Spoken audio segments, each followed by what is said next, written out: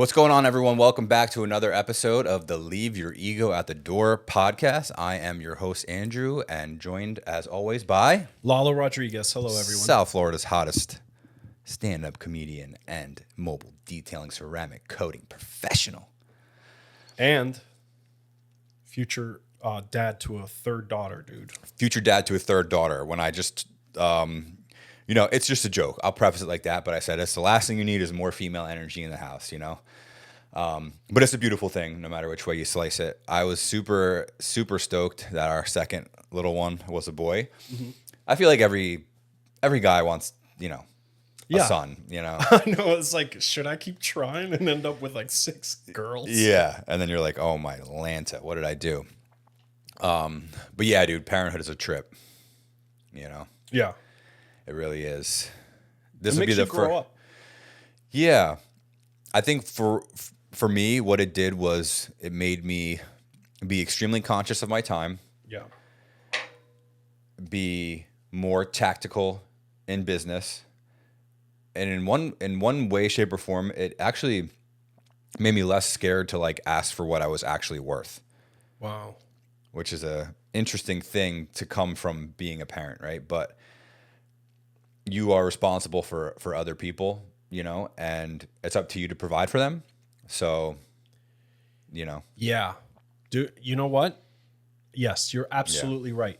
I was at the dealership when we had to get new tires. I know we talked about this. I was upset. Do you want to give us the resolution of that? So in case the We listeners are curious. we got new tires. Our Yeah, but Mazda. because we were talking about where did you go? So I ended up having to go to Cheapo Tires and Wheels. It's this kid. He has his own shop up in West Palm Beach. Good. I'm glad you supported him. We supported a small business. We got Pirellis on the Mazda. Give him a shout out. Yeah, this is Joel at Cheapo's Wheels and Tires in West Palm Beach. Kid does amazing work. He works on all sorts of vehicles. They did 4 tires, rotated, balanced, and aligned, and it was a good deal. How much cheaper than the dealership? It was about $500 cheaper than the dealership, and got better tires because they were going to give me the shitty tires that they put on cars at dealerships that are going to wear out again in 5,000 miles. Right. So you just saved like your car insurance payment, your cell phone bill, and your internet bill, but just by getting a second opinion, which is an important thing to do. Yeah. And I think that drove me to do that because of my kids. I looked at the owner of that Mazda thing and I'm like, hey man, I'm going to be, in a position like you one day where I own a giant operation like this. And when someone is coming up to me and I could tell that they're standing up for their family and their own, like, I'm going to help that guy out. And I looked at him in the eye. I'm like, can you help me out with these tires? Because this is a brand new car. It's less than 6 months old and I have to buy new tires. And the guy, he's like, I know you're going to be successful. And I know you're going to be a millionaire and blah, blah, blah. And I could see that. And he's like, look, the best I can do is I'm going to give you the tires for what we pay for them, which was like still not as good a deal as what the other kid got me the Pirellis for a less. So he probably wasn't giving him to you for whatever. So Lalo and I just got finished with a workout. We decided to, the podcast is a way for us to get to know each other, to share value, to connect with other people, and anytime we can get together outside of this, whether it's, eating, having a meal, working out, our families getting together, whatever, we always take that opportunity. It's just important to do that, I think. And health is wealth. Health is wealth. And, I put it on my Instagram all the time, maybe just in the hopes that someone else will see it and be like, oh, I need to do that too. Because for the longest time when I was working my 9 to 5, I put out into the atmosphere every excuse why I couldn't put my health first, every excuse why I couldn't go to the gym, why I couldn't walk, why I couldn't run, and it was just, I felt like it was like almost like the worst. I was in like the worst shape of my life, like feeling that belly, no energy, just like brain fog, right? Like 2-3 o'clock rolls around and I'm just like, I can't even like focus on what I'm doing, right?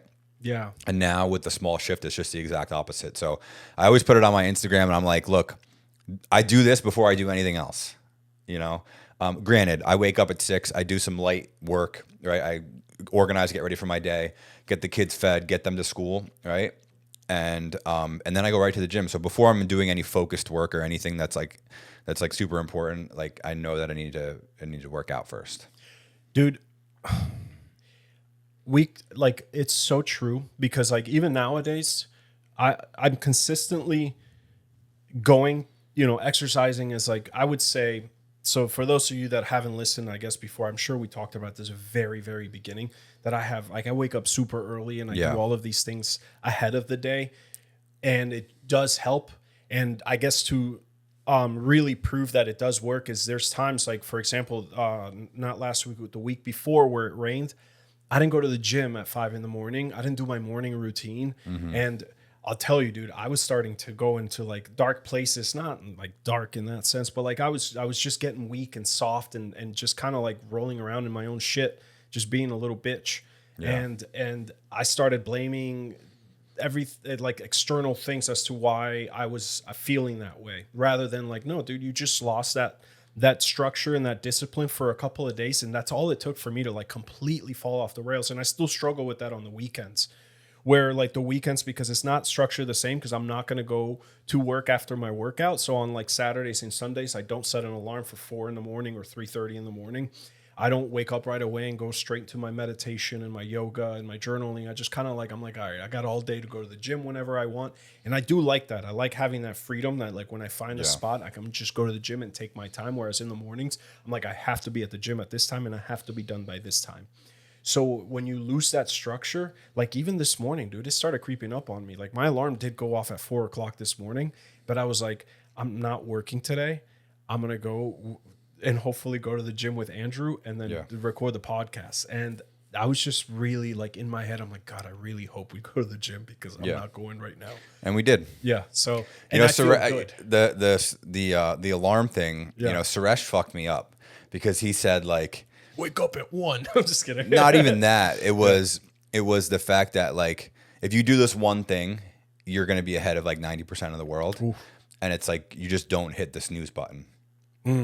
Because, and like, dude, I didn't even set out to do that, but just being around him and then hearing that, it's like, it's in me now. Right. So every time my alarm goes off, I hit the thing and I'm like, am I going to go back to sleep or and be a bitch, or am I going to get the fuck up right now? Yeah. Because, and like, you just start your day off, like it's starting your day off with a win. That little thing, exactly what you mean. I did the opposite. It went off at 4 today, and all those thoughts went through my head, and I hit stop instead of snooze, meaning don't wake me back up. I'll just wake up naturally. And honestly, I fell asleep maybe for another 20 minutes, and I kept waking up and then just having all this guilt and like honestly anxiety of like, should I get up and just start doing something? Because it's a weekday. It's Monday. It's the first day of the week. And now that we got the work out of the way, so here's what happens to me. I don't know if this happens to you. Once that voice starts to creep in and then it starts to kind of like make me a little bit more open to snacking, eating breakfast, eating a bigger breakfast than I should, or maybe not responding to certain clients that I need to talk to because it's going to be a hassle having to sit there and talk to them. And then I just end up being soft for the whole day. But you go to the gym and then you start feeling that pain. And then just like you said, this is where it starts. I know you said it as a joke, but it's the truth. Once you start feeling that burn and that's where your set really starts. Oh my God. And then all of a sudden you feel that burn and you still keep going. You get that last one in. And then really in those moments, like make it, next time you're working out, make it a mission to in that moment of where it's burning, just go until you can't go anymore. And then in that moment, bring back a thought that was giving you anxiety, like something you've been avoiding, a conversation with a client or with your spouse or whatever it is, something scary. And then in that moment, imagine you having that conversation or think about that situation. And then in that moment is when you realize what the situation really is. That situation won't give you anxiety. I would say 9.5 out of 10 times. There's so much to unpack there. The first thing is David Goggins' Can't Hurt Me. You told me to read that book. I read the book. One of the like core things that I really like internalized is that and I've heard it before, but when he says it, it's just different. It's that like, dude, when you're like doing stuff like physically, right? Your mind is always going to tell you to quit like way before your body can handle more than your mind tells you can, right? So like when you're there and you feel like quitting, you've only tapped like 40% of like what you're really fully capable of. Yeah. And when I said that, it's funny that you caught that. I didn't know if you were going to catch that in the gym because like, when you're doing when you're doing 3 sets of 10 reps, bro, the work starts at like 7 or 8. And like when you quit at 7 or 8, that's like 20% of what you're really capable of. And that 7th, 8th, 9th, 10th rep is where the growth happens. Like mentally also, but physically in your body, right? Like if you're not going past the point of like you feeling like you're gonna like fall, Yeah. then you're so like 1, 2, 3, 4, 5. Those are fucking easy reps, you know. And same thing with like life, doing things. Like the first couple times you do something is like it gets it gets easier as you go along. But if you quit at rep 7, 8, when you're at 10, you're quitting before the real growth is actually happening. Just like the same thing in the gym, the real growth starts when you start to feel the pain, right? Yes. In life, The pain same and the pressure. shit, dude. Yeah. Same shit. And this is what the podcast is about, is, not just about leaving your ego out the door, which I guess your ego is that weak voice telling you to quit. That is your ego. Yeah. Your ego is everything but the higher self in your brain, that like the little angel that sits on your right shoulder telling you to do all the right things. That's David Goggins on your right shoulder. And but I was thinking, like, when I was doing yesterday, this weekend, you if you do that, if you apply that mentality to everything you do in life, then you're going to notice exponential growth. But it's so hard to do that in life things, because it's not a controlled workout. Yeah. It's just like when you start pushing those boundaries, like when you start like maybe opening up a new outlet of like more clients, or like trying out a new strategy to do something, or like maybe putting more effort into something in your business to drive it forward, where you're just like, you don't want to do it because it's so much work, but when you do it, that's really when the results come in. So it's like doing the hard shit. I mean, we sound like every other fucking motivational clip that's out there, and that's fine. We're just two dudes talking about it right now, that this is what we're going through, that we do watch those things, and it is true. Yeah. It's not just some like freaking cringy or freaking, what do you call it? Like just what's that word? Cliche thing that everyone watches. It's all true, man. Yeah. It's all those clips that they put with the freaking dramatic piano in the background, Sylvester Stallone saying some crazy quote, Jordan Peterson, all of those things, man. Those things are all so true, bro. And if you're not someone that does hard things, that stuff's going to come up so corny. And it's like, these people are fucking losers. I used to think that. I'm like, look at these corny bros talking about that. But now I'm starting to become a corny bro. And I'm like, no, they just feel good, and we need motivation. It's different dude. when you live it and you experience it firsthand. So much different. And like, I'm proud of that now. I'm proud of being someone that's like, fuck it, And I'm also not afraid to admit that I'm fucking weak a lot of the time too, bro. It's just the fucking reality of life. You know what I mean? Yeah. Like I wouldn't have these, extra little bitch tits if I was really, really, really. Yeah, but you were repping the 75s like it was nothing, bro. I know. Yeah. Don't say that. So, another thing I do too, and then we're going to dive into our topic, like mental stuff, right? Like I pick up the 75s, like I'm like a 185-pound dude, right? So like think about it, bench pressing, 150 or putting up 150 is like nothing crazy. It's a lot for me, being like 8 months back into like really working out, like, and getting dialed in. Yeah. But I pick those things up and I'm just like, light. It's fucking light. You tell yourself, this shit's light. This shit's easy, and you just do it. Yeah. It just happens. Yes. Another thing is, I think also when I work out with a partner, I'm more prone to because I think there's a little bit, it's like, I don't want to say it's a healthy ego, but there's a little bit of you're with someone, like, not to impress you, but I'm like, I can go heavier than normal because you can save me just in case. Yeah. When I'm alone, I might be going 10 pounds lighter than I You need to break through that, because I didn't even come close to having to touch anything that you touched. So like, you're capable of more than I know. Like, But that's the thing. That's like for me, like when I go to the gym, because I work out every day for the most part, I start to think about, like, I don't want to go to the point where I'm fucking sore because of the job. My job requires me to feel like good. And then I know the more I work out, the better I'll feel. But sometimes, dude, like if I do a really intense leg day, the next couple days after that, when I'm working and there's a lot of bending, I'm like, fuck, why did I do that to myself? Yeah. So I have to find, like, I don't know. Sometimes it's just like, for me, like there's that excuse. That's probably just me being a little bitch and need to push through it. But anyway, it's valid. It is valid. So. So we were talking about, walking on the treadmill and just kind of talking about what we wanted to share today. And I think kindness is going to be the topic of our day, or of our episode. And in last episode, I talked about a project that I was embarking on.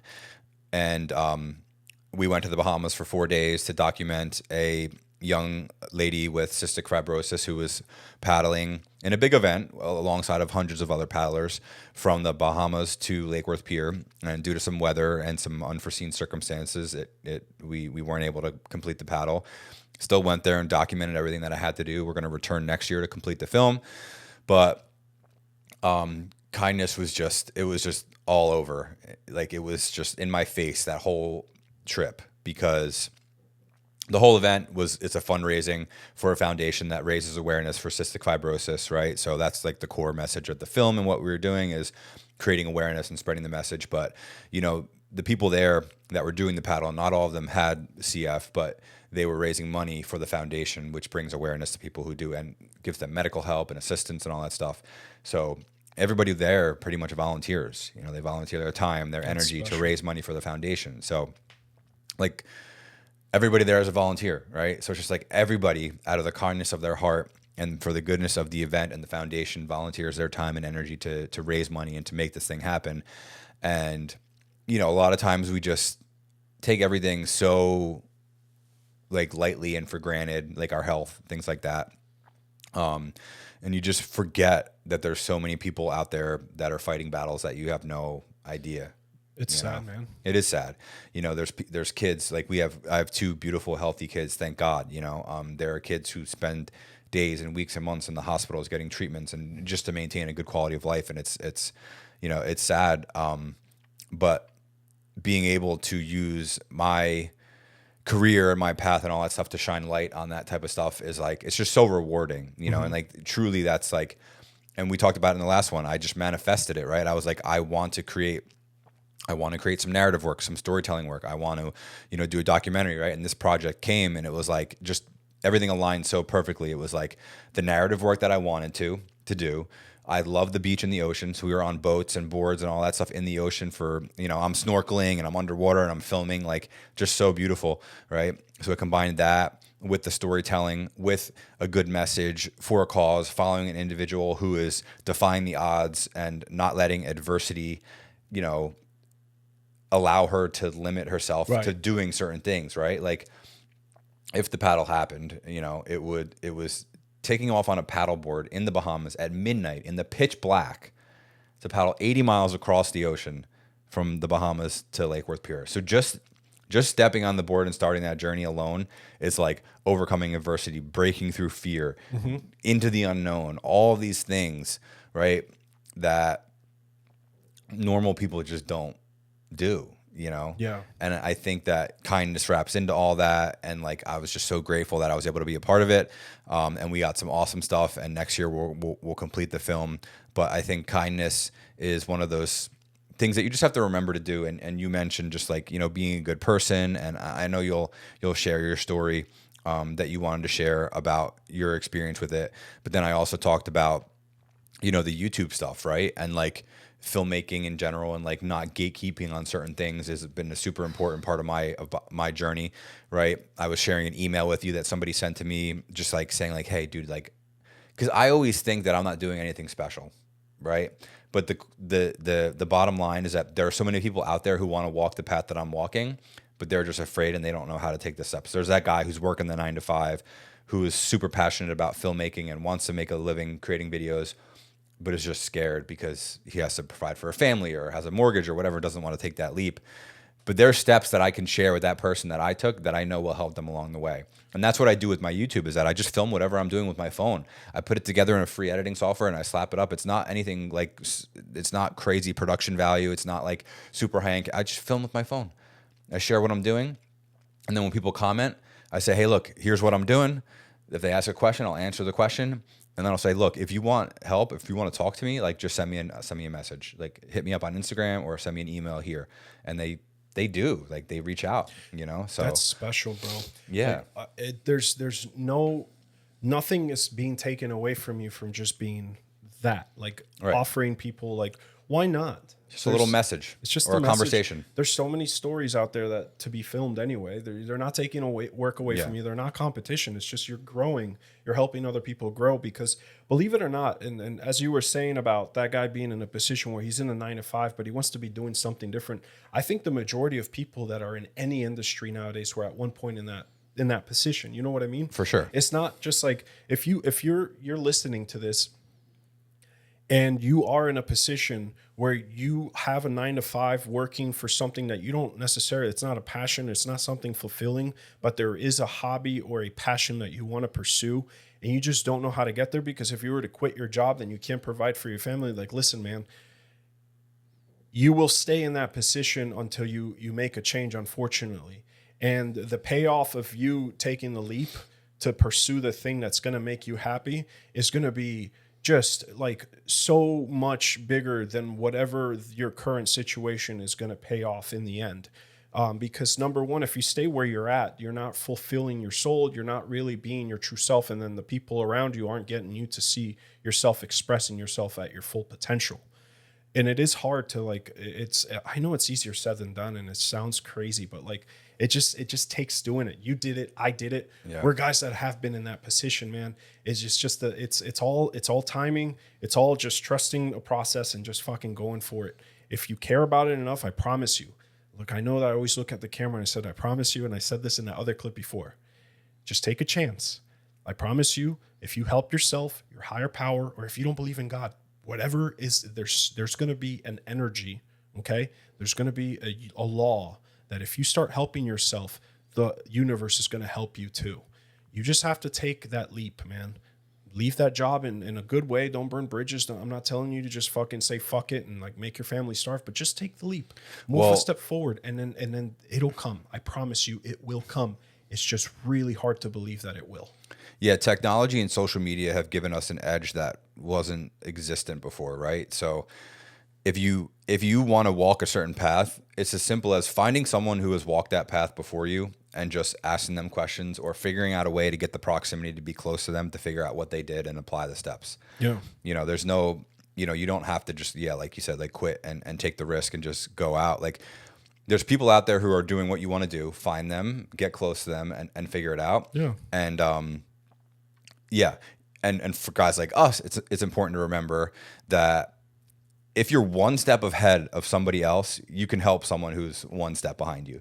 We don't have to be super wealthy, have these large scale businesses or corporations or whatever it is. Like, if you're a person who is just a few steps ahead of someone else, then you have value and you can help them. And it's our responsibility to put that out there, which is why we're doing this. Yeah. And just let people know that like guys like us exist, and like we will help you. And it's like, I don't know if you listened to that book, The Go-Giver, yet. If you didn't, you should, right? It talks about the 5 laws of stratospheric success. Mm-hmm. And there's a lot of really good messaging in there. But like, the whole foundation of the book is that like this guy is helping this other guy walk this exact path that we're talking about, and never ask them for money. Never once. Good. Never once. It's look, we're recording this podcast. Most people start podcasts because they think they're funny, or there's just everyone's doing a podcast and it'd be fun, and it is fun. It's all of those things. I've been on stage, and whether it's vocals, stand-up comedy, I've been in front of a camera doing acting, I've been on other podcasts, and I did it mainly because it was like I wanted to entertain, but now the way this is being approached is like all of the things that I've experienced in my life, and I'm still young, I'm still 34, is like I want to, like, instead of like trying to be on here for like the sake of validation and trying to put out something that's going to make you guys feel a certain way, they're going to make you think a certain way about me. No, I just want to be real. I want to tell you the things that I do and how this shit works, because one thing about me in life is like I've always tried empowering people and making them believe in themselves, even if I don't know them, if I don't care about them. And because I think that there isn't enough of that going around where we're helping each other out, and then people tend to feel alone nowadays and they don't know where to look. Yeah. So I'm doing this for a lot of reasons. At the end of the day, I'm sure there's still ego involved despite the name of the podcast, but I think that it's just, it would be unfair for us or me or whatever it is to not get on the microphone and not be on a potential thing that could reach a lot of people, and not telling you guys that everything that you want to do is possible. And it's not like I'm some crazy millionaire achieving all of the things I want. I'm on my way to doing all of those things. So I'm on the path. I might be ahead a little bit of some of you, and some of you might be ahead of me in your journey. Either way, I want to like be able to talk about the process and being able to move forward and just going through all the things that we're going through. Yeah, just communicating, providing value, which is a great segue into what you want to share. So give us the background, but also let's let's try to keep it to 10 minutes. Sure. So we don't go over time today. But yeah, dive in. Can you start? So You want me to put it 10 minutes? Yeah, put like some sort of little timer thing. And feel free to jump in and ask questions. Please. For sure. Okay, so everything I just said is kind of what this all is. So I'm a stand-up comedian. When you call me stand-up at the beginning of our intros, I feel like a fraud because I haven't done stand-up in a year, just so you guys know. But I'm thinking of jumping back into it because I just went to a comedy show on Friday. I hadn't been to a comedy show in over a year since the last time I performed. And it was nice seeing people I hadn't seen in a while. And I specifically saw a couple of comedians that started their comedy journey towards the end of my last couple of times on stage. I had an open mic at a brewery in Lake Worth called Matthews Brewing, and we did it every Tuesday. And when you start an open mic, especially right now, because everyone's watching Kill Tony, everyone wants to be a comedian. There's a lot of people that want to perform. That's fine. Everyone, I recommend it. If you want to do it, if you think you're funny, go and try it and get humbled. Okay, it's a real thing. Stand-up comedy. It's the hardest form of art that I've ever done, but it is the funnest. And I think that I'm going back in a different mindset. Before it was different. Now it's different. Now I'm thinking about it differently. You're evolving. I'm evolving. But I saw a lot of new faces coming in. And in the comedy world, just so you guys understand, it's a very broken, people are very broken in stand-up comedy. And if you tell me I'm wrong, you're wrong. It's 100%. Nobody in stand-up has a perfect life and decides they want to do stand-up. Something happened to you, whether you don't know that it's undiagnosed trauma. There's a lot of mental health in the stand-up community. It's a lot of addiction. It's a lot of just people are very broken. I'm telling you, I've met some of the craziest people and I love them all to death. And I've met some just really good people all across the board, every spectrum. And one thing about me is that I never saw as any of the newcomers as competition. One thing you'll realize when you start stand-up comedy, I don't know what city you're in, and I might be wrong about this, I might get hate. This is just what I've experienced. There's a lot of people that are willing to help you out, and a lot of people will, but then you start to realize that there's also a lot of people that are afraid of you, and then they become very insecure, and then they try, things start to get a little toxic, and people start hating on you and stuff when they start seeing you success. When I started comedy, I saw success pretty at a local level. I moved up pretty quick. I was already funny. I had the stage presence because of my career in music and all that shit. So I really knew what I was doing when I first started, and it was cool. I had a seamless start to comedy, and I was hosting mics right away, producing shows right away. So I moved very fast in the local scene, and I surpassed a lot of the vets, right? And I did get hate from some people, whether they were nice to my face and you would find out what they were really saying behind closed doors. There's a lot of that. But I was always made it a point to make everyone feel welcome. That was my thing.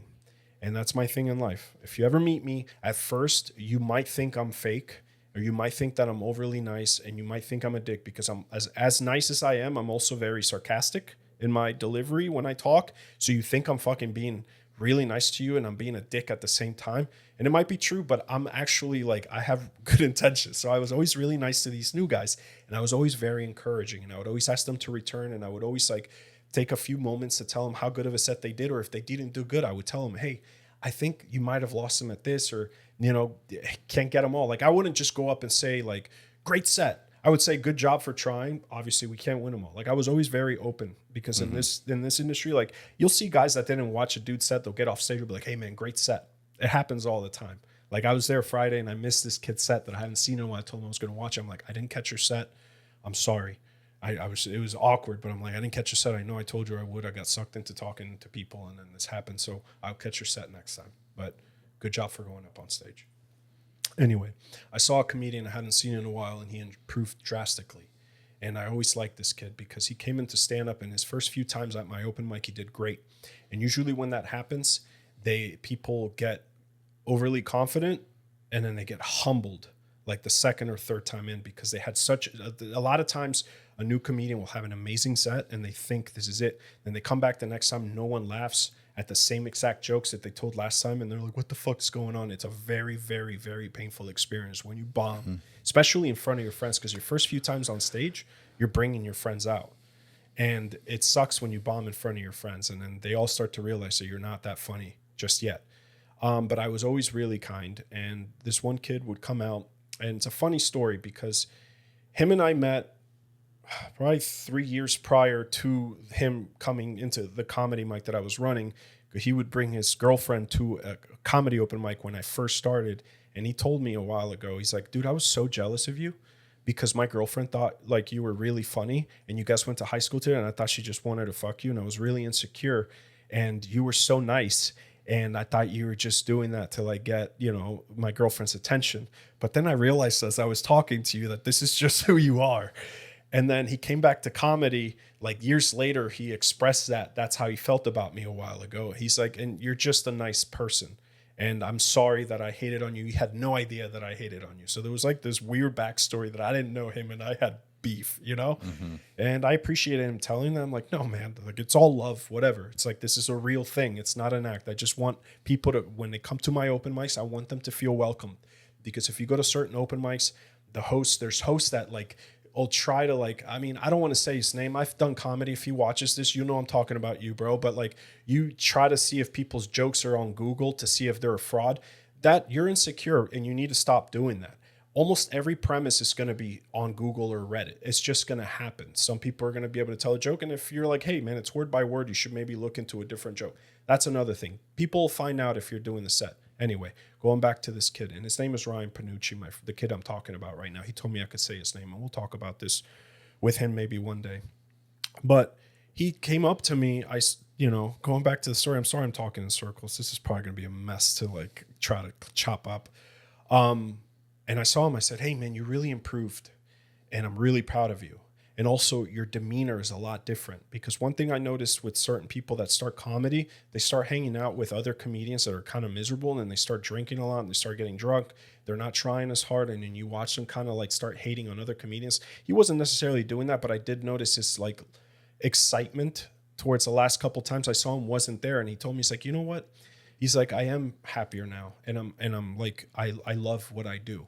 And it's because of something that you did. And I'm like, why? It's like he disclosed to me that he started comedy, and it was at a very dark time in his life, and things got really dark, mental health, and like, he saw himself on his way out in a sense. Like that was something that he was kind of maybe planning on doing or whatever. And because of just encouragement and just kindness, just with no ulterior motives, just me being a good person, that he said he would return, and he felt good about what he was doing, and the encouragement, and just like that there were people out there that like were just being nice to him and made him feel good, and that he decided not to, I guess, unalive himself. I don't know what we can say nowadays without getting flagged, but that hit me hard, dude. Yeah. Because like, I didn't know that just me being just being myself was helping someone potentially change their lives, And he's not the only person that's ever said that to me, right? So I always just took that as like, okay, you're setting an example of what the comedy scene, like what a standard should be, right? And like I had another girl message me the same exact thing. And unfortunately, she's not with us anymore. Like, I wasn't, not that it was my fault and I wasn't around to like be kind to her, but like she messaged me after I kind of quit stand-up that like she really appreciated what I did there, and how like it felt like a family. Like if you came to our open mics, and you'll hear this across the comedy scene, I'm not just tooting my horn, but people always say, dude, me and Stephanie Wood, we would run these comedy open mics. It's like, you guys make it feel fun. You make it feel welcoming, and you don't put pressure on like the ego and making us feel like we're going to fuck up your mic. And it felt good. Like going to your open mics were the best feeling, because it was always a good time. It was about having a good time. Yeah. That was my motto. It's like, dude, you come to my open mic. I would say this to everybody before we started every show. I'm sure there's clips that people have taken of me. I was kind of notoriously known before we all went on stage. Like when I produce a show, I would huddle everybody up. No producer ever did this. I'm like, all right, guys, you're going to go at this time. I would roast everyone. It's like, listen, I'm giving you 5 minutes today. I really don't think I should, but I think that maybe it's time that you take a shot in front of a real crowd. Like I would just say sarcastically funny stuff to get everyone laughing. My performers laughing and in a good time. put them in a good set. And I would always say, most importantly, and I would look at them, they would know, have fun. It was all about having fun. This is why we're doing this. Stand-up comedy is supposed to be fun. We're having fun. And I would drill it into the crowd. I would drill it into my comedians. And all of my shows were always fun for that reason, because I was like, we're having fun. This is what it is. We're having a good time and we're all laughing. And I was thankfully touching people and changing lives through doing that, because I would always get really good feedback. I just never talked about it because, like, who am I going to be like, hey guys, check it out. All these people are saying I'm doing a good job and all this stuff. It was just, I'm like, no, man, this is just how it should be. Yeah. You want people that are in a position, and not that I was in a position of power, but I was in a position where I was giving people opportunities because I was producing shows. I'm going to make this the best experience possible for you. And I wasn't just doing that to the performers, but I was also doing that to the crowd. I'm like, hey, I would make the crowd understand that we're here to have a good time and to be respectful to my comedians. And then on the other side, I was telling my comedians that these people are here to have a really good time. So make sure when you're on stage, you're having a good time. And they already know that we're here to having a good time. So there was the synergy of just everybody having a good time. And typically our shows went really well because of that. So I don't really drill the point home that well about my friend not doing that, but it's just nice to just be kind to people, because you have no idea how impactful that could be. You could change someone's life. Because what if he had wife and kids and he did that? And, you know, it's not my responsibility if he did or he didn't. But, like, what if, you know? Yeah. What if just me saying something nice to someone, doing something that they potentially love, and then they don't do it? Unless your dog telling me shut the fuck up. Yeah. Fuck, that's so distracting. I think also because we chug bangs, I'm flying through this, so I can't get No, it. you did. Yeah. You did. Hold on.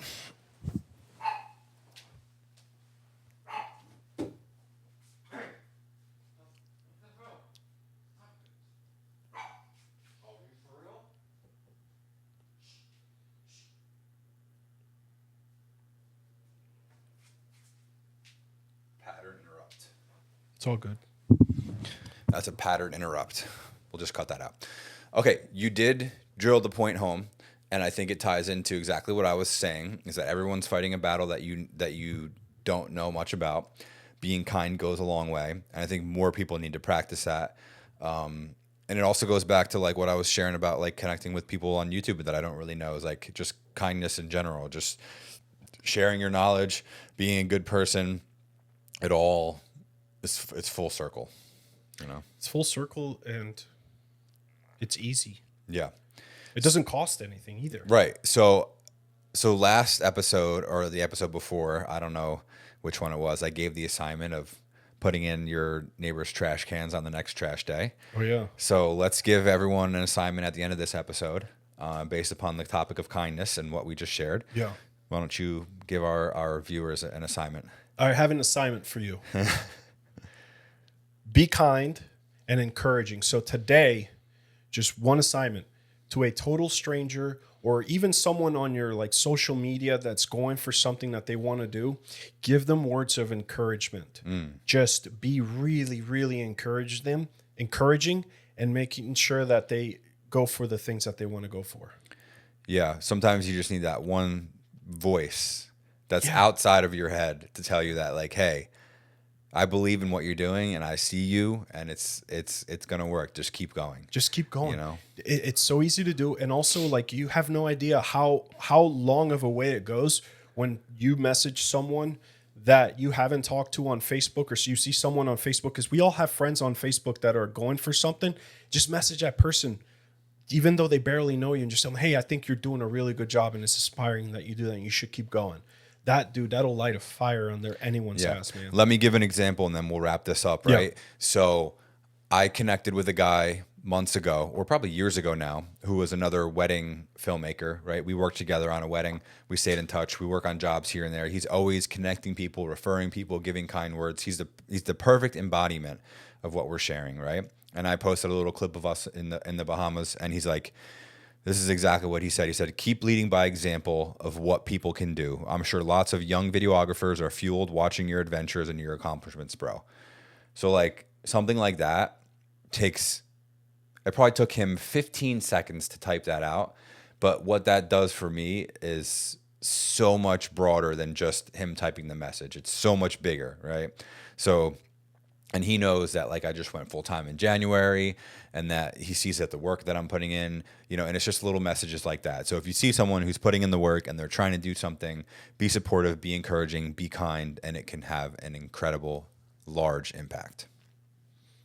Be kind, dude. Be kind. All right, everyone. See you next time. Love you guys.